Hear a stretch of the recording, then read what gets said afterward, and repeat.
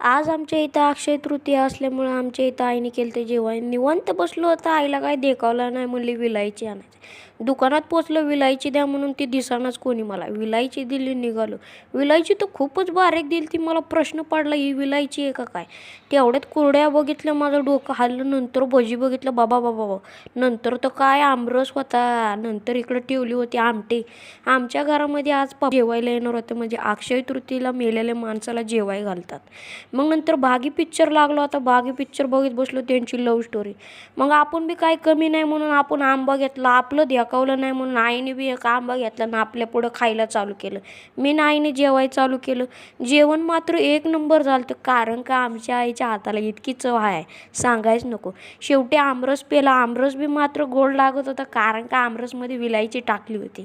मग नंतर गाडी धुवायला गेलो. गाडीमध्ये प्रॉब्लेम लावला. मग गाडी खोलली आणि गाडीला रिपेअर करायला टाकली.